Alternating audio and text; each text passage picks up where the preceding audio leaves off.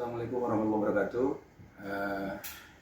Perkenalkan, saya Eko Kusdianto, SAPMM, sebagai analis sumber daya manusia aparatur di Dinas Bina Marga dan Penataan Ruang Provinsi Jawa Barat. Izinkan saya pada kesempatan ini akan mengetengahkan video demonstrasi terkait beberapa pelayanan kepegawaian sebagai syarat untuk proses uji kompetensi dalam penjenjangan untuk karir saya di Javum Analis Sumber Daya Manusia Aparatur. Untuk itu saya ucapkan selamat menyaksikan.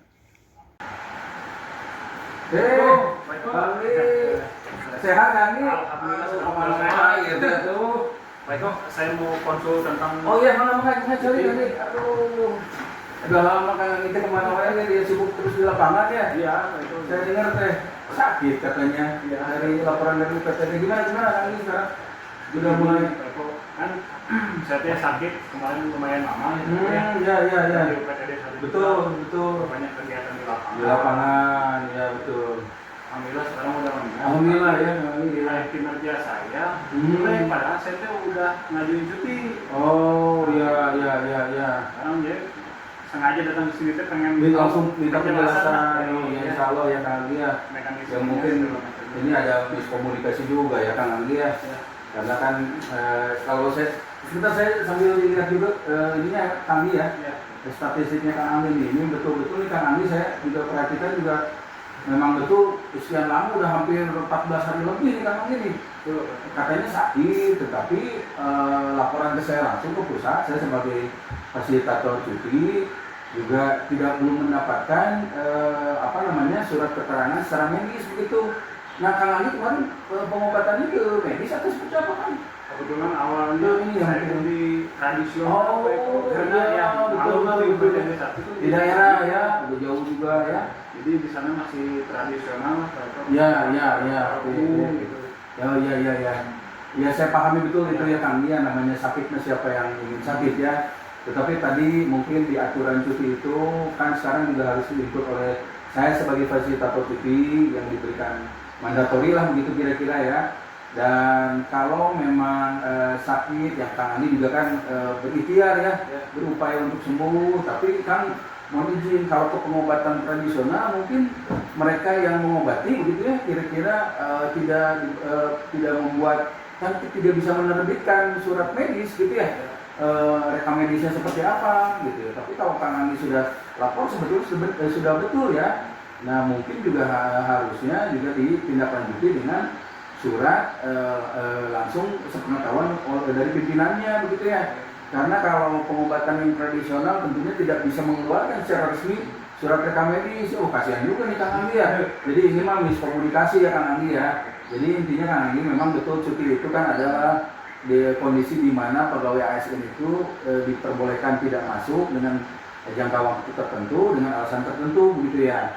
Nah kalau yang sakitnya 1-2 hari, kadang di rekan-rekan yang lain juga kan memberikan rekomendasi surat dokter begitu, baru saya sebagai fasilitator menginput dan disertai dengan surat izin sakit. Selain tadi surat rekam medis dari dokter, tentunya juga diperkuat oleh surat keterangan dari atasan langsungnya begitu ya kira-kira. Nah ini mungkin untuk ke depan Kang Anggi gitu ya. Jadi ya kami pun ya intinya tidak bisa menginput data atau eviden apapun karena memang betul tidak ada surat rekam medisnya. Jadi saya sih berharap ke depan Kang Anggi kalau memang sakit ya, apalagi sakit yang cukup serius, kita harus mendapatkan rekomendasi dari rekam medis ya. Itu kan penjelasan saya ya. Ya pokoknya sehat selalu lah. Sekarang udah lumayan nih kondisinya. Siap alhamdulillah. Matur nuwun atuh ya. Selamat bertugas kembali Kang Anggi. Mohon kan. Sehat Kang. Assalamualaikum. Waalaikumsalam. Kang Wisnu, kemana ya sehat? Sehat Pak, alhamdulillah. Waduh, Udah sibuk Pak. lumayan lah. Berapa lama kita nggak ketemunya ya, setengah tahun loh. Lebih. Saya juga mau ketemu sama Pak Eko dan mau jauh ya di Sukabumi itu ya. Gimana sehat Kang Wisnu? Alhamdulillah sehat Pak Eko. Cuma pas kemarin terteleponan ya. Saya baru ada waktu hari ini. Gimana kan? Mau Pak ini Ya sedikit presentasi lah ya ini mah ngobrol pengen tahu. Siap. Jadi awalnya dari rumah tangga saya itu kan lagi Benar kan lah ya, betul. carut marut segala. Alasannya sih karena pihak ketiga dari istri gitu lah ya. Itu mah masalah klasik ya. Ya, saya juga dari mana ya. Ke kinerja juga jadi ngaruh Pak, Oh, ke kerjaan, Ya, nggak fokus, ya, betul betul. gitu lah Pak. pasti ya. Saya juga udah nyiapin berkas sih sekarang. Berkas apa nih Kang? Mau menggugat, kan? Udah sampai mana? Udah siap Pak, saya juga udah ada teman yang pengacara gitu. Makanya saya kesini takut saya salah langkah, apa gimana gitu Pak? Betul. Ya, ini kan saya yang pertama mah saya ikut prihatin kan. Ya Pak, Saya juga mendengar laporan kemarin dari mungkin Kang Wisnu juga bagus sudah lapor juga ke pengelolanya gitu ya. Tapi pengelolanya juga mungkin tadi menyarankan ke kami ke pusat. Kang Wisnu udah bagus nih langkahnya, tapi memang betul seperti yang Wisnu sampaikan tadi ada kekeliruan kan. Jadi akan mungkin kalau persiapan sekarang bersekas langsung ke pengadilan, salah langkah kan, hati-hati kan. Jadi begini kan, di dalam PP 10 tahun 83 ya untuk PP 45 1990 bahwa PNS yang akan melakukan perceraian wajib kan memperoleh ini dulu surat keterangan izin dari pimpinan dulu kan. Jadi tidak langsung, untung Kang Wisnu belum nih ke pengadilan. Wah ini bisa kena hukis nih kan kalau di aturan. Wah ini agak rentan juga nih kan kalau bicara masalah ini kan. Kang Wisnu yang menggugat mungkin ya. Saya menggugat mana? Kalau menggugat karena Kang Wisnu sebagai ASN juga banyak konsekuensi yang harus ditempuh nih kan. Karena bicara masalah aturan ASN kan tentu kalau akan posisinya menggugat ini ya kami juga siapa sih yang ingin bercerai begitu ya. Tapi kalau kami tadi mungkin terburu-buru karena beban psikologis yang memang tidak mau berlarut-larut gitu ya. Tapi kan kalau kita sebagai ASN tentu punya aturan nih kan. Iya betul ya. Jadi ya saya sekali lagi memahamilah kondisi Kang Wisnu. Tapi gini kan kalau PNS yang menggugat itu memang aturan mainnya agak-agak panjang kan dalam pengertian. Bukan kita ingin mempersulit, tapi memang betul kita juga harus ada langkah-langkah mediasi gitu ya kan ya. Jadi saya juga menyampaikan kalau itu mah qadarullah Pak. Kalau memang mau bercerai segala macamnya itu mah tergantung ini. Tapi kami juga tentu di kepegawaian juga ingin memediasi terlebih dahulu tentu dengan langkah-langkah yang memang antisipatif lah begitu ya. Dengan tentu dengan pimpinan segala macam kita harus bicarakan. Jadi kalau PNS menggugat itu aturan mainnya kan memang harus mengajukan dulu permohonan secara tertulis kan. Gitu ya kepada atasan disertai dengan gugatan perceraian itu atas dasar apa dulu nih kan harus jelas gitu ya. Ya betul satu itu. Yang kedua juga tentu kan syarat-syarat administratif yang lain juga harus dipenuhi kan. Dan akan juga sebelum ke kami langsung juga harusnya alangkah baiknya juga ke BP4 dulu tuh Badan Penasihat Perkawinan ya kalau nggak salah ya BP4 itu ya ada dibikinkan berita acara seperti apa nanti. Nah kalau memang sudah mentok di sana baru tuh memang kami juga melakukan langkah mediasi nanti atas izin atasan gitu ya. Jadi nanti akan juga beserta istri juga akan kita pertemukan begitu, akan mungkin nanti juga di berbeda tempat juga kita akan mediasi dulu seperti apa. Mudah-mudahan nih Kang jangan sampai kalau kami di sini di kepegawaian ya Kang ya, tapi kalau ya itu juga tergantung kita kembalikan lagi lah kepada ASN yang mempunyai kasus seperti ini gitu ya Kang ya. Nah ini Kang, jadi memang ada beberapa proses yang memang harus dilalui Kang ya. Satu itu kan yang pertama pengajuan, terus ada nanti pertimbangan di kita di kedinasan seperti apa lewat mediasi tadi gitu Kang ya.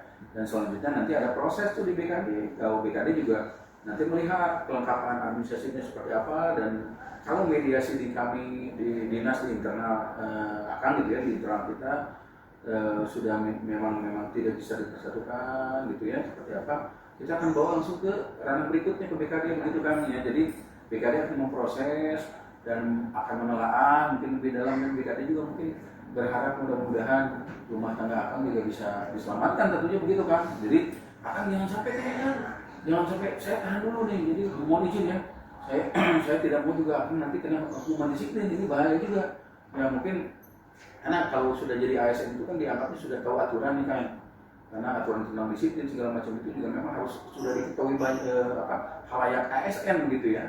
Nah ini Kang Wisnu bagus sekali kan, meskipun jauh-jauh datang ke sini minta penjelasan kepada kami, ini adalah langkah yang tepat untuk mencegah akan nanti kena hukuman disiplin kan, karena kalau misalnya sudah akta cerai itu sudah turun dan akan tidak lapor ke BKD, wah ini langkah yang salah begitu ya, dan akan mendapatkan hukuman disiplin begitu ya kira-kira. Ya sanksinya juga cukup berat lah.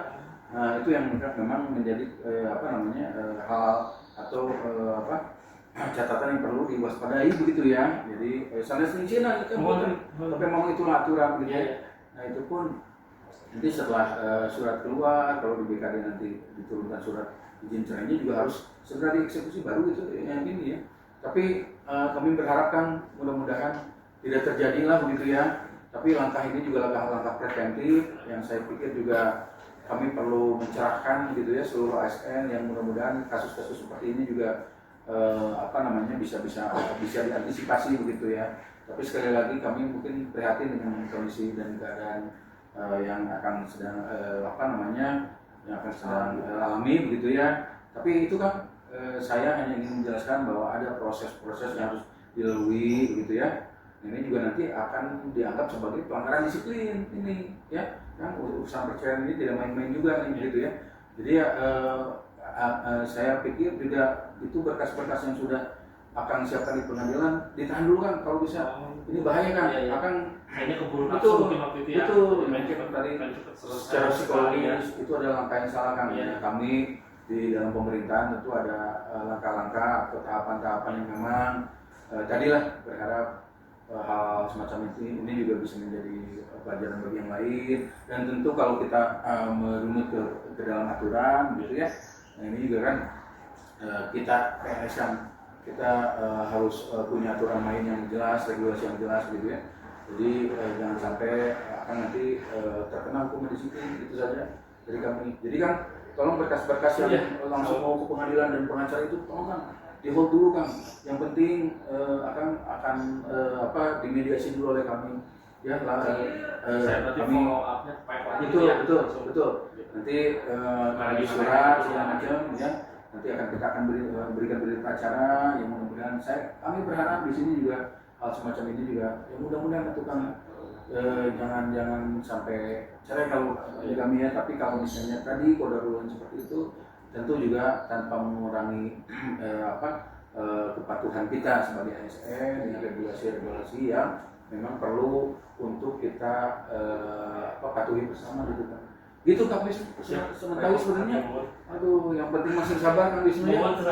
Hati-hati kan, ini bisa kena lupis kan, gitu kan. Siap, sabar mangga. Gitu kan nanti kita kontak selanjutnya Pak Eko. Assalamualaikum. Terima kasih, Assalamualaikum. Waalaikumsalam. Izin Pak. Ya, Pak Andi, jalik Pak Andi, aman. Aduh, mana wae Pak Andi teh? Sehat Pak Andi? Sehat, alhamdulillah. Sibuk naon teh? Biasa rutinitas. Gitu ya. Sibuk. Gimana Pak Andi? Ya, Sehat? sambil ngerjain rutinitas. Ada beberapa pertanyaan. Konsultasi mangga. Terkait kepegawaian. Ya, Khususnya dengan nilai. Iya. Nilai kinerja ya. Sudah bagus nih. Ya. Ada minta penjelasan Pak dari Ya. berapa nilai sekian, terus Ya. ada masukan apa? Jadi Pak, Pak Andi kemarin nilai berapa Pak? Bulan ini? lumayan jelek Pak, setengahnya lebih lah. Ada 60 ada. Adalah. Coba saya lihat dulu statistiknya. Boleh. Punya Pak Andi nih ya. Berarti bulan kemarin ya, bulan sekitar kurang lebih bulan Maret mungkin ya. Maret ya. Saya coba lihat dulu ya Pak Andi. Ini Pak Andi nilainya lumayan agak anjlok juga ya. Nah, itu dia. Biasanya bagus 98 kok jadi cuma 56 ya Pak Andi ya. Ini saya rasa sih mungkin ada hal-hal yang mungkin tidak memenuhi di pencapaian nilai Pak Andi. Coba saya lihat dulu sebentar Pak Andi ya.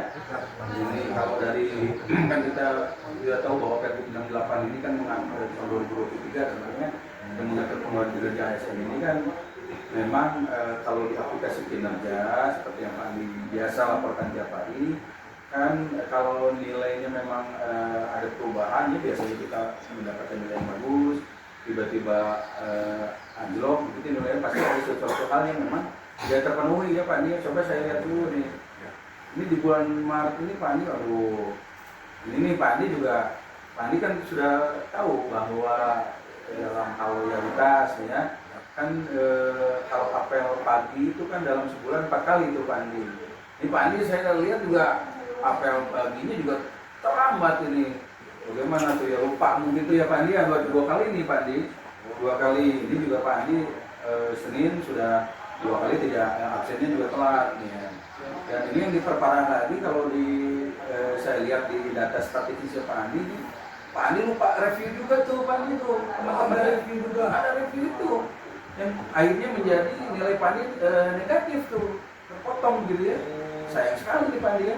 Jadi 2 kali Senin Pak Andi, terus udah gitu juga dalam sisi penilaian rekan-rekan begitu ya, yang review 360 begitu, ini juga mungkin tidak terpenuhi nih Pak Andi. Jadi rasanya ini juga menjadi hal yang memang menjadi pengurang gitu ya, faktor pengurang. Nah, terus ditambah juga ini juga Pak Andi review, nah ini kuesioner juga Pak Andi juga ada yang miss nih, makanya sampai anjlok 56 nilainya nih Pak Andi. Jadi ini mau jadi perhatian gitu. Mungkin karena Pak Andi mungkin sibuk kemarin ya, sering ke lapangan juga ya Pak Andi ya. Memang tidak pernah atau kelupaan. Ya, oke. Tapi kan kami sebagai fasilitator juga sering memberikan informasi terkait dengan Pak Andi. Gitu ya. Tapi gini Pak Andi, catatan pentingnya, kalau Pak Andi memang melakukan banding, kalau bukan hal-hal yang terkait dengan teknis, rasanya ini juga banyak kekeliruan di Pak Andi. Mohon maaf ya Pak Andi ya, saya sampaikan demikian, karena kalau untuk hal-hal yang terkait lupa gitu ya, masa waktunya sudah habis, ini adalah bentuk kekeliruan dari ASN ya, kecuali kalau misalnya sistem dari kinerjanya, aplikasinya bermasalah, mungkin itu bisa dilakukan banding begitu ya Pak Andi ya. Mohon izin, karena kalau saya lihat di sini ini adalah semua bentuk kekeliruan gitu ya, karena rekan-rekan Pak Andi di dalam satu divisi saya rasa juga semua bagus nilainya, karena memang mereka melaksanakan kuesioner, review. Nah, kalau saya lihat ini cuma Pak Andi saja nih yang luput, berarti ini adalah hal yang bersifat kekeliruan gitu ya, keteledoran gitu. Ini juga akan menjadi proyeksi ke depan lah. Jadi bulan depan Pak Andi hati-hati nih dengan hal semacam ini begitu ya. Jadi betul ya, jadi kelalaian mereview ya, keteledoran atau kelupaan. Kalau bahasa lupa atau keteledoran itu saya rasa juga tim kinerja juga akan menolak banding Bapak ya. Tapi tidak apa-apa Pak Andi, ini menjadi pelajaran untuk nilai bulan berikutnya begitu ya. Jangan sampai nanti Pak Andi juga terlibat lagi atau kelupaan lagi dengan rutinitas. Ini adalah hal yang penting gitu ya, karena 60% SKP dan 40% perilaku ini kan sangat berpengaruh tadi terhadap TPP yang didapat Pak Andi gitu ya. Tadi ada sisi orientasi pelayanan, komitmen gitu ya. Nah, kan review 360 itu kan komitmen ya. Terkait dengan inisiatif kinerja, kepemimpinan dan segala macam. Apalagi yang paling penting itu tadi apel itu ya, yang paling penting gitu ya. Nah, hari Senin itu bicara masalah komitmen tuh ya. Jadi luar biasa besar gitu ya pengurangnya. Itu saja Pak Andi mungkin yang saya ingin tegaskan ke Pak Andi, bahwa tapi tidak perlu berkecil hati Pak Andi ya. Jadi bulan berikutnya silakan Pak Andi lebih perbaiki lagi gitu ya, hal-hal keteledoran, hal-hal yang lupa atau hal-hal yang bersifat lalai gitu ya, agar tidak diulangi lagi. Begitu Pak Andi kira-kira. Ya. Baik, terima kasih. Atur nuhun. Betul. Itu ya Pak Andi ya. Mudah-mudahan bulan berikutnya lebih baik lagi Pak Andi. Jadi kita semua di sini juga mengharapkan tentunya juga semua ASN mengikuti gitu ya, nilai-nilai aspek-aspek yang ada dalam penilaian kinerja itu ya. Atur nuhun Pak Andi ya. Oh, silakan atur nuhun. Mangga ya. Waalaikumsalam warahmatullahi wabarakatuh. Semua selamat sore di Ujung Sonten. Kumaha sehat sadayana? Sehat. Ya, bila turun Kang Anggi, ada Bu Rina, ada teman-teman di kepegawaian gitu ya. Saya Eko Kusdianto izin untuk menyampaikan hal-hal terkait dengan satu pokok bahasan yang menarik ya sebetulnya. kita tentunya sebagai ASN gitu di lingkup pemerintahan harus memahami terkait dengan apa yang harus kita hindari begitu ya sebagai seorang ASN dalam pengelolaan masalah pemerintahan, apalagi yang berkaitan dengan masalah anggaran ini. Nah, tentu kita barangkali semua juga sudah mengetahui banyak bahwa apa itu yang dinamakan dengan tipikor gitu ya, gratifikasi. Mangga Bu Susi, lebat mangga. Ya, kita semua mengenal banyak didengung-dengungkan gitu ya di pemerintahan kita bahwa ASN itu harus sekarang kan core value-nya adalah berakhlak. Nah, berakhlak itu salah satunya tentu tadi itu ya harus punya rasa integritas gitu ya, akuntabel segala macam gitu. Dan hal-hal semacam ini juga menjadi bagian yang memang perlu dicermati dan disikapi gitu ya. Kira-kira oleh kita sebagai seorang ASN. Nah, Bapak Ibu, coba slide sebelumnya, Kang Arif. Jadi kalau kita bicara masalah mendengar kata-kata korupsi gitu ya atau korup disebutnya ya. Korupsi ini kan bahasa Latinnya itu mengerikan ya kalau kita lihat ya. Korupsi itu kalau bahasa Latinnya itu corruptio. Artinya itu adalah busuk gitu ya, rusak gitu ya. Nah, ini menggoyahkan atau memutarbalikan atau menyogok gitu ya. Ini hal-hal yang negatif gitu. Jadi kata-kata awalnya saja korupsi itu yang berasal dari bahasa Latin disebutkan bahwa hal atau kata yang bermakna busuk. Nah, bisa Bapak Ibu bayangkan gitu ya, kalau kita sebagai ASN gitu ya, yang merugikan keuangan negara, yang menggelapkan begitu, yang ada proses sogok menyogok, menyuap gitu ya, itu tuh menjadi sesuatu hal yang memang betul menjadi stigma yang negatif gitu ya bagi kita di pemerintahan. Kata-katanya saja sudah bermakna busuk gitu. Jadi ini juga mudah-mudahan kita di ruangan ini dan teman-teman kita tentunya di dinas yang kita cintai ini terhindar dari hal-hal yang terkait dengan korupsi gitu ya. Next, Kang Arif. Nah, ini dia tipologi tindak pidana korupsi seperti apa sih yang menurut Undang-Undang 31 tahun 99, Junto Undang-Undang 20 tahun 2001, Pak. Nah, ini ada beberapa contoh gitu ya. Apa saja sih tindakan pidana korupsi ini ya yang membuat kita nanti menjadi delik aduan yang kita akan mendapatkan hukuman disiplin yang berat gitu ya. Mungkin pemberhentian dengan tidak hormat dengan cara-cara korupsi seperti ini ya. Yang pertama contoh ada yang merugikan keuangan atau perekonomian negara, ada delik penyuapan, ada pemerasan, ada penggelapan dalam jabatan, perbuatan curang, turut serta dalam pengadaan dan gratifikasi dan banyak hal lainnya gitu. Nah, kita tentu di bagian HRD, gitu, kepegawaian juga sebetulnya hal semacam ini sangat rentan gitu ya. Tetapi insya Allah kita yang berada di sini juga selalu memegang komitmen bahwa kita pelayan. Kita harus dijauhkan dengan hal-hal yang bersifat tadi mungkin kalau saya sampaikan di sini ada contoh ada penyuapan atau pemerasan. Nauzubillah min dzalik ya, bahwa itu adalah hal-hal bukan saja yang secara hukum juga dilarang, tapi kita juga sebagai umat muslim juga apalagi kita ASN yang tentu masih memegang teguh iman kita gitu ya, bahwa kerja adalah ibadah. Nah, tentu itu juga menjadi poin penting bagaimana kita menghindari praktek-praktek seperti ini gitu ya. Jadi silakan lanjut lagi Kang Arif. Nah, tindak pidana lain yang berkaitan tadi dengan tindak pidana korupsi gitu ya adalah merintangi proses pemeriksaan perkara korupsi, tidak memberikan keterangan tidak benar gitu ya. Banyak saksi atau ahli yang tidak memberi keterangan palsu segala macam. Orang yang memegang rahasia jabatan tidak memberikan keterangan atau memberikan keterangan yang palsu. Nah, hal semacam ini juga adalah bentuk tindakan-tindakan yang memang disebutkan tadi tindak pidana lainnya gitu ya. Tapi kita akan fokus ke hal-hal yang terkait dengan korupsi tadi. Nah, tentu di kita di sisi pelayanan mungkin banyak juga di beberapa kasus begitu ya, bahwa banyak sekali pelayanan-pelayanan apalagi terkait dengan kepegawaian. Mungkin kita bicara 10-15 tahun lalu begitu ya, tentunya berbeda dengan saat ini yang memang begitu ketat begitu ya, aturan-aturan mainnya dan gratifikasi pun jangan salah, bagi yang memberi dan yang diberi terkena aturan tipikor itu ya. Jadi kita juga insya Allah dijauhkan dari tindakan-tindakan seperti ini ya. Kita memang di kepegawaian tentunya melayani secara hospitality gitu ya, pelayanan yang betul-betul tulus, pelayanan yang betul-betul ikhlas gitu ya, tanpa pamrih apapun.